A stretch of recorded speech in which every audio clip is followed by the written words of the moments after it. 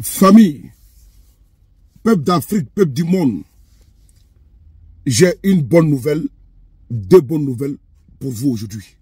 C'est très important. Du côté de l'AES, les lignes bougent. Il y a un travail qui s'est fait. Nous n'allons pas attendre les propagandistes pour venir faire à notre place ou bien à votre place. Non, ils ne le feront pas. Eux, ils sont dans la litanie fataliste, apocalyptique. Oui, eux, c'est le chaos et ils voient. Un chaos généralisé. Si tu t'en tiens uniquement au verbatim de ces gens-là, c'est que l'AES est à feu et à sang, ce qui n'est pas vrai. La première bonne nouvelle, c'est celle-là. C'est que les terroristes ont croisé garçon devant eux. Lâchement, ils se lèvent au petit matin pour aller faire des attaques. Et ils prennent les vidéos, ils donnent à leurs petits copains sur les réseaux sociaux. Ces personnes ventilent. Mais ce qu'ils ne savaient pas et ce qu'ils ne savent pas, c'est que les forces de défense, les braves combattants, se sont adaptés depuis belle lurette, depuis Mathusalem, à leur stratégie. C'est dans ça qu'ils ont été pris, cueillis. Et là où je vous parle, c'est fort et c'est dosé. C'est fort et c'est dosé.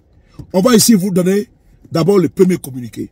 L'état-major général des forces armées informe l'opinion que les zones de Boulkessi et Mondoro, région de Douenza, sont sous haute surveillance. Les unités FAMA sont en opération de ratissage dans ces zones suite à une attaque du poste de Boulkessi le 1er juin 2025 aux environs de 5h30. Également, des patrouilles aériennes sont en cours ayant permis de neutraliser des colonnes de véhicules et de motos. Les évaluations sont en cours et l'évolution de la situation suivie de près. Nous y reviendrons plus dans nos informations. Unis, nous vaincrons. 1er juin 2025. Les propagandistes, là, ils avaient commencé à faire un tollé généralisé sur la toile. Parce que pour eux, dès que les petits copains, les auxiliaires, comme l'a dit le général Aboudaman Tiani, les auxiliaires passent à l'offensive. Mais même s'ils sont broyés, qu'est-ce qu'ils font? Quand ils commencent à tirer là, et ils prennent des vidéos, ils envoient à leurs camarades, et les camarades, ils commencent à dire, oui, attaque dans telle localité, il y a eu tel nombre de morts, les militaires sont en fuite, il y a la débandade. Voici ici un communiqué limpide et clair. Effectivement, aux environs de 5h30, les auxiliaires, c'est-à-dire les terroristes ont attaqué. Mais s'ils savaient, il ne fallait pas le faire. La réponse a été énergique. Elle a été foudroyante. Ils ne vont jamais oublier cette leçon-là. Et à l'instant où j'ai fait cette vidéo, mais l'armée, les braves soldats maliens, ils ont fait un nettoyage propre. Un nettoyage propre. Oui, ils ont astiqué propre. Les drones ont pilonné, ont fracassé, ont concassé comme il se doit. Sur cette nouvelle-là, je vous l'ai dit tout à l'heure. La deuxième bonne nouvelle, c'est que les ministres de l'AES, les ministres en charge de la justice et des droits de l'homme, de la Confédération des États du Sahel, se sont réunis. Mais ils n'étaient pas en villégiature. Ils n'étaient pas à un dîner gala. Ils sont venus pour travailler. Mais les résolutions là, elles sont fortes. Bientôt, il y aura une cour pénale pour l'AES. Une cour pénale pour l'AES. Cette cour-là, elle sera pour le Mali, Burkina et le Niger. Et également, une prison de haute sécurité qui sera construite. Les chefs terroristes, les bandits armés qui sont arrêtés là, c'est là-bas qu'ils seront mis. Si tu as été arrêté au Mali, tu as été arrêté au Burkina, tu as été arrêté au Niger, si les chefs d'État, en commun accord, ont décidé que cette prison se trouve à Ouagadougou, cette prison se trouve à Bamako, cette prison se trouve à Niamey, dès qu'elle sera construite là, Si on t'attrape au Burkina Faso, au Mali, et que la prison doit être enlevée, c'est là qu'on va t'envoyer. Les grands criminels, c'est là-bas qu'ils seront. Je vous lis des paragraphes, des passages du communiqué qui frappe, le communiqué final. Communiqué final. Réunion des ministres chargés de la justice et des droits de l'homme de la Confédération des États du Sahel. Conformément à la vision commune de leurs excellences le capitaine Ibrahim Traoré, président du Faso, chef de l'État, le général d'armée Assimi Goïta, président de la transition, chef de l'État de la République du Mali, et le général d'armée Aboudraman Tchani, président de la République du Niger, chef de l'État, s'est tenu à Bamako du 29 au 30 mai 2025 la rencontre des ministres chargés de la justice et des droits de l'homme de la Confédération des États de l'AES, consacrée au renforcement des systèmes judiciaires et de la dite Confédération, pardon.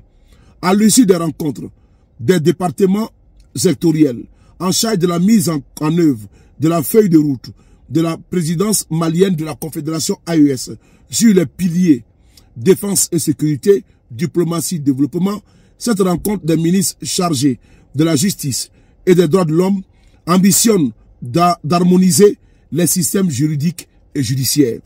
Ça, c'est le paragraphe 1 que je vous ai lu et le paragraphe 2. Mais je vous envoie au paragraphe 15. C'est important. Le paragraphe 16, pardon, et le paragraphe 17. Dans le paragraphe 16, que dit les ministres? Les ministres ont approuvé la construction d'une prison de haute sécurité, en abrégé PHS, liée à la future Cour pénale sahélienne et des droits de l'homme, en abrégé CPS-DH, ainsi que l'harmonisation des statuts du personnel pénitentiaire conformément aux règles internationales. Les ministres ont approuvé la proposition de mettre en place des comités techniques nationaux chargés de veiller à l'harmonisation des symboles des États de la Confédération du suivi de la mise en œuvre des recommandations issues de la présente réunion. Comprenez bien en cela que les ministres ont décidé, ils ont approuvé la construction d'une prison de haute sécurité. Également, ils ont approuvé la mise en place d'une cour pénale sahélienne et des droits de l'homme. C'est cette cour-là qui va juger les terroristes, les magistrats triés sur le volet. Des magistrats triés sur le volet, c'est eux qui vont diriger cette cour-là. Vous voyez comment dans l'AES ça travaille? Quelle ingéniosité! Oui, quelle ingéniosité! Ils ont travaillé et la conclusion est parfaite. C'est une symphonie achevée. Mise en place d'une cour sahélienne, une autre cour. Maintenant, ils vont également construire une prison. Parce que si les juges, les terroristes qui sont arrêtés, les criminels de grand chemin qui sont arrêtés, cette cour va les juger. On ne va pas prendre ces criminels-là pour les envoyer à la prison civile de Bamako. Non. Ou bien de Ouagadougou. Non. Il y aura une prison de haute sécurité qui sera construite au sein de l'AES afin de pouvoir juger les terroristes, les criminels. Et quand la cour va finir de les juger, si les criminels sont reconnus coupables, ils sont directement conduits où? Dans la prison de haute sécurité qui est actuellement en téléchargement. Après avoir approuvé, ça sera mis à l'observation des présidents. Et sans doute, les présidents de l'AES qui ont missionné ces ministres, qui ont travaillé en toute intelligence, vont approuver également les décisions qui ont été prises par les ministres. Donc, frères et sœurs, conclusion, dans quelques jours, préparez dans quelques mois, pour être succincte et de façon triviale, dans quelques mois, vous allez voir que il y aura la haute cour, la cour pénale de l'AES qui sera mise en place et la prison de haute sécurité de l'AES où les terroristes auxiliaires, sponsors, financiers, soutiens seront emprisonnés. Vive l'AES, on est ensemble.